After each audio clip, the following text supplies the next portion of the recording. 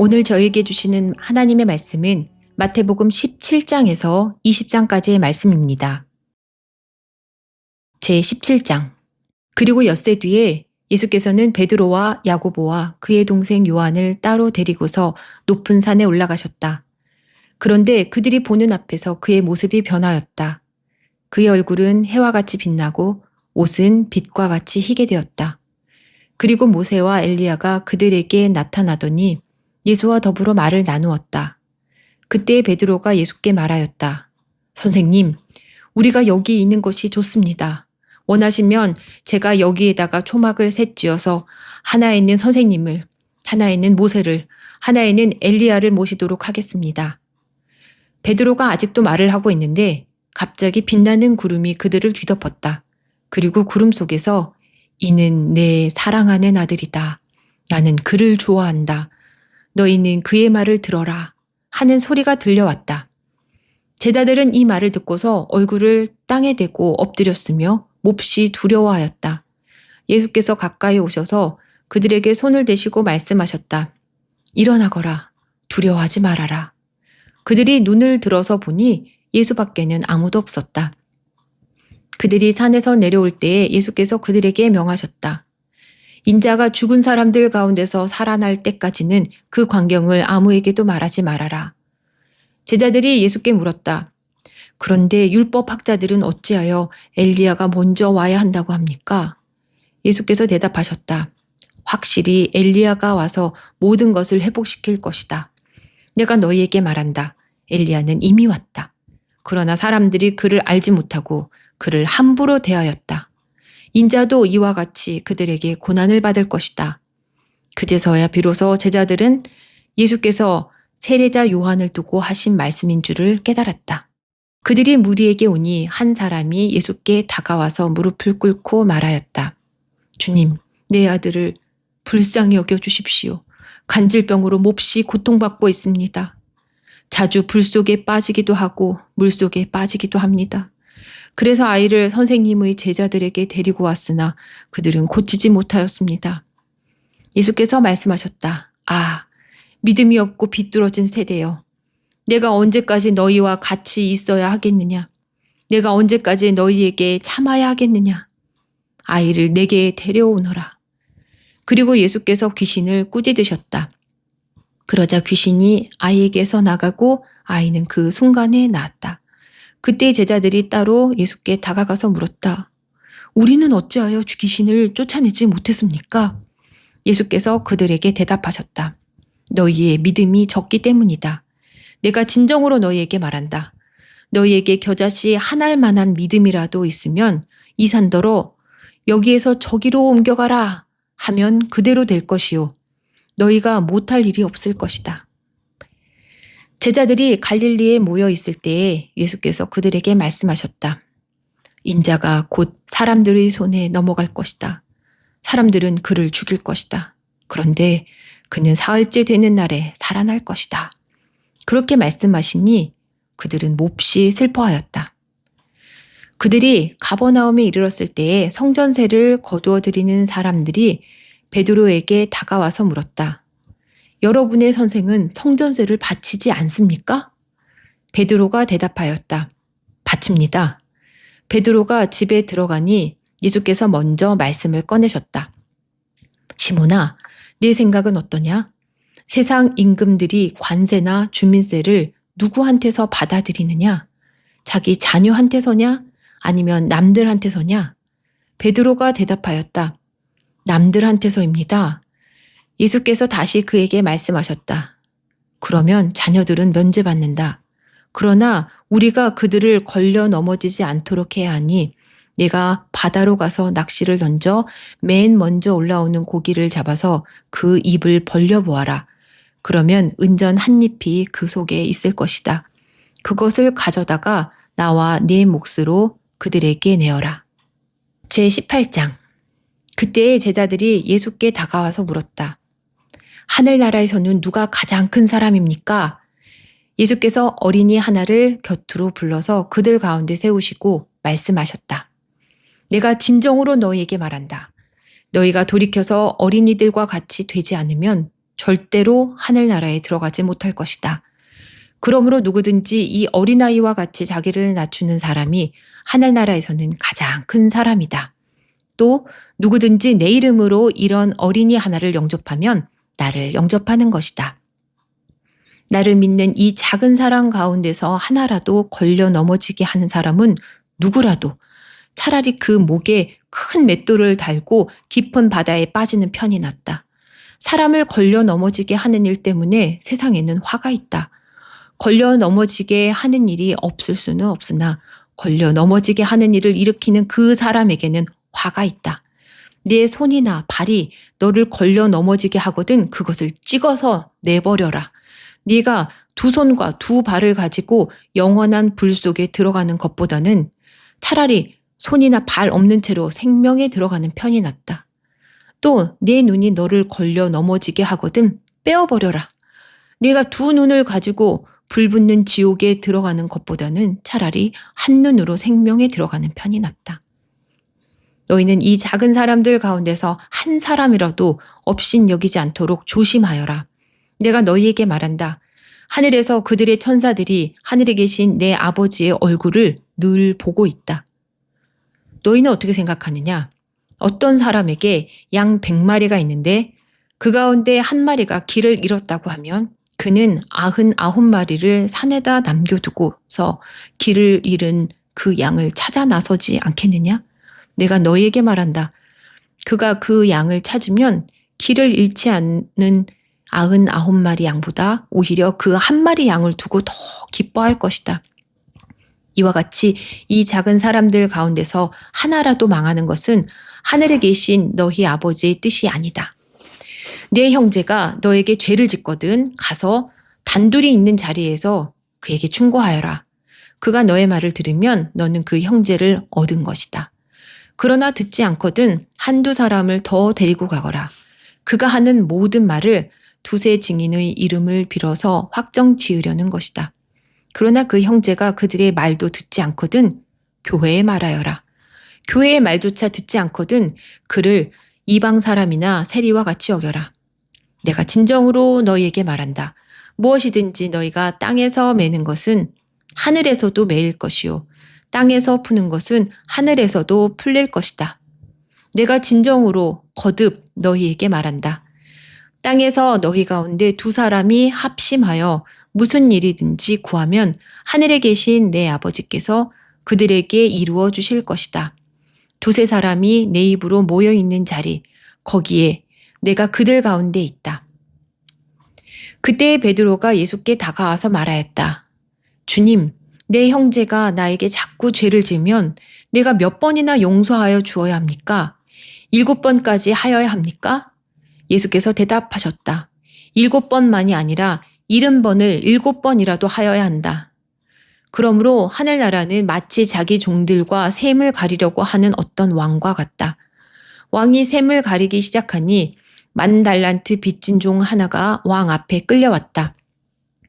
그런데 그는 빚을 갚을 돈이 없으므로 주인은 그 종에게 자신과 그 아내와 자녀들과 그 밖에 그가 가진 것을 모두 팔아서 갚으라고 명령하였다.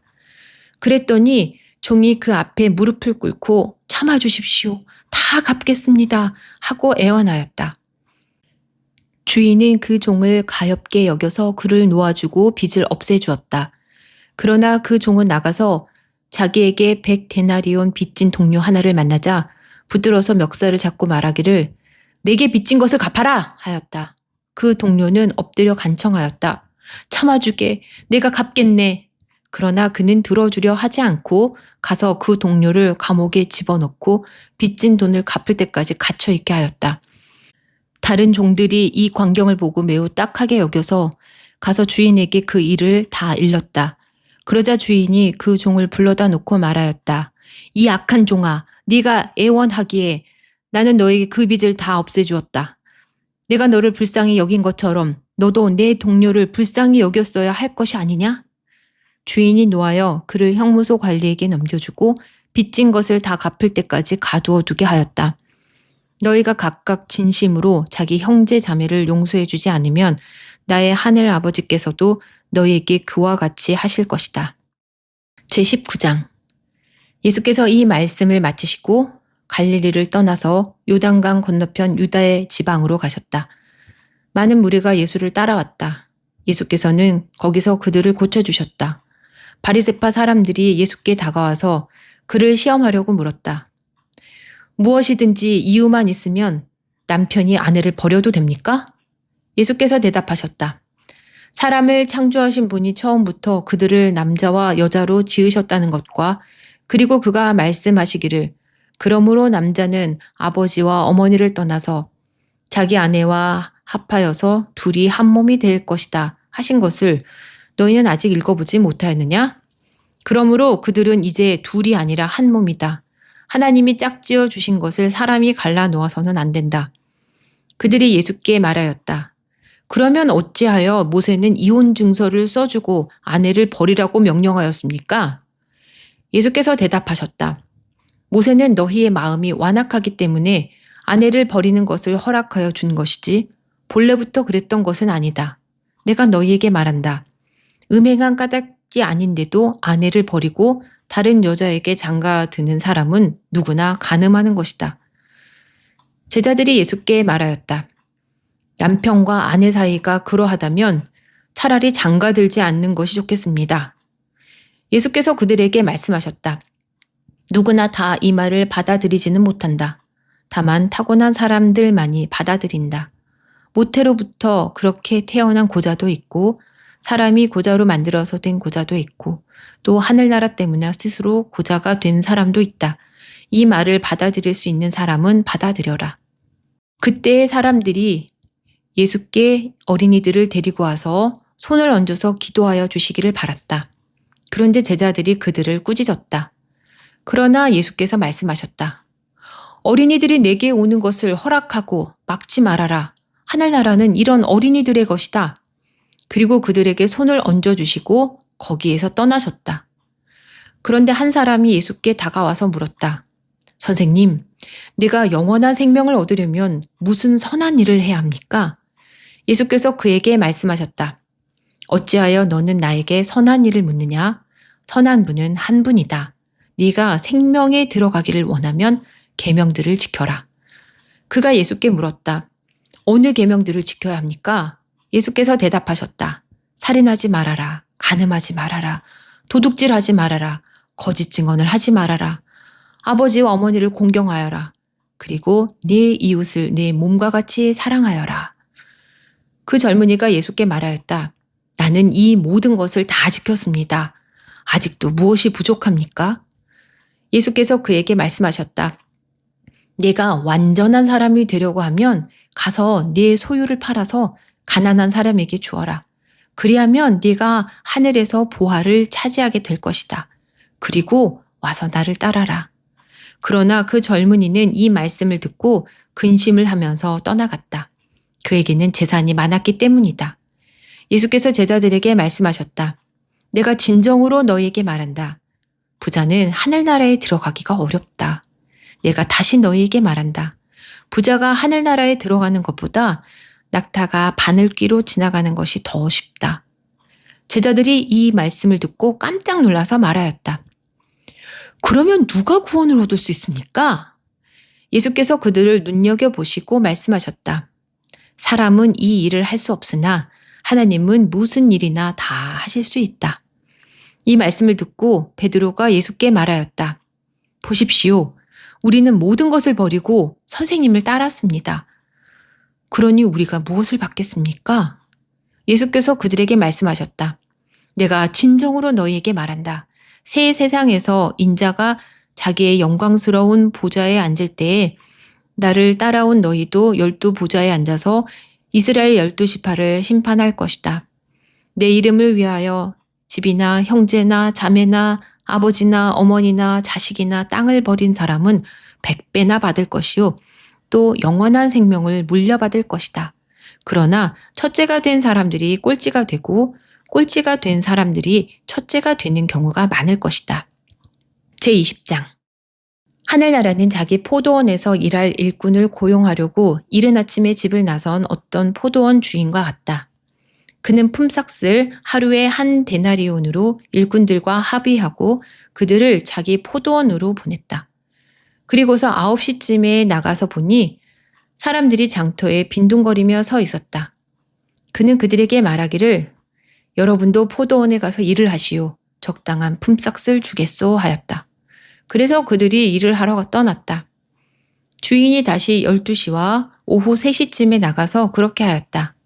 오후 5시쯤에 주인이 또 나가보니 아직도 빈둥거리고 있는 사람들이 있어서 그들에게 왜 당신들은 온종일 이렇게 하는 일 없이 빈둥거리고 있소? 하고 물었다. 그들이 그에게 대답하기를 아무도 우리에게 일을 시켜주지 않아서 이러고 있습니다. 하였다.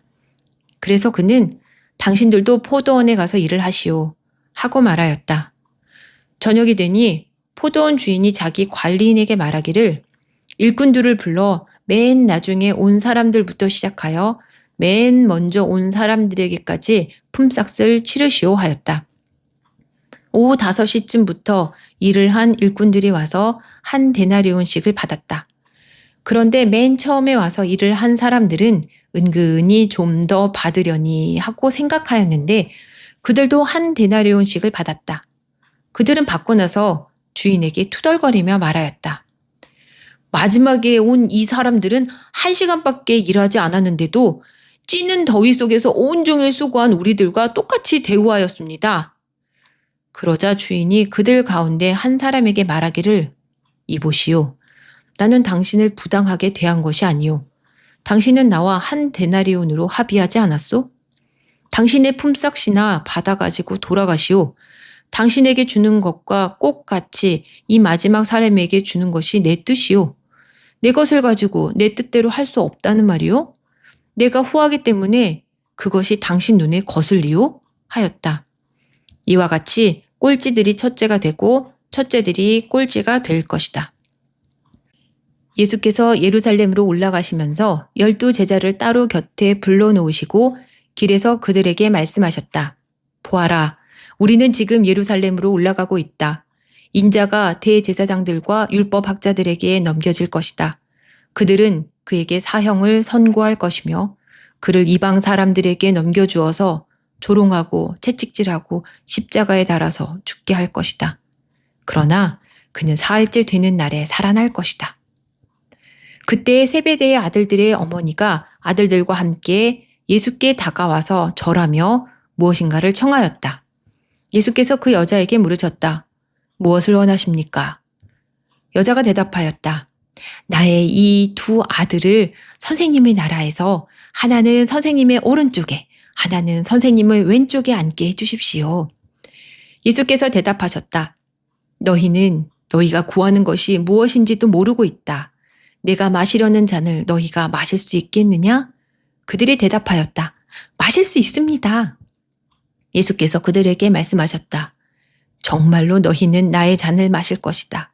그러나 나의 오른쪽과 왼쪽에 앉히는 그 일은 내가 할 수 있는 것이 아니다. 그 자리는 내 아버지께서 정해놓으신 사람들에게 돌아갈 것이다. 10 제자가 이 말을 듣고 두 형제에게 분개하였다. 예수께서는 그들을 곁에 불러놓고 말씀하셨다.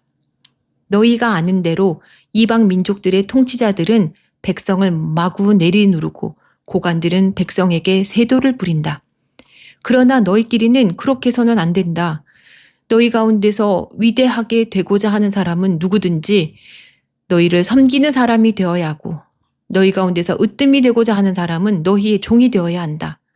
인자는 섬김을 받으러 온 것이 아니라 섬기러 왔으며 많은 사람을 위하여 자기 목숨을 몸값으로 치러주려고 왔다. 그들이 여리고를 떠날 때에 큰 무리가 예수를 따라왔다. 그런데 눈먼 사람 둘이 길가에 앉아 있다가 예수께서 지나가신다는 말을 듣고 큰 소리로 외쳤다. 다윗의 자손이신 주님, 우리를 불쌍히 여겨주십시오. 무리가 조용히 하라고 꾸짖었으나 그들은 더욱 큰 소리로 외쳤다. 다윗의 자손이신 주님, 우리를 불쌍히 여겨주십시오. 예수께서 걸음을 멈추시고 그들을 불러서 말씀하셨다. 너희 소원이 무엇이냐? 그들이 예수께 대답하였다. 주님, 눈을 뜨는 것입니다. 예수께서 가엾게 여기시고 그들의 눈에 손을 대시니 그들은 곧 다시 보게 되었다. 그들은 예수를 따라갔다. 아멘. 오늘도 하나님의 은혜 안에서 기쁨과 감사가 넘치는 귀하고 복된 날 되시기를 바랍니다.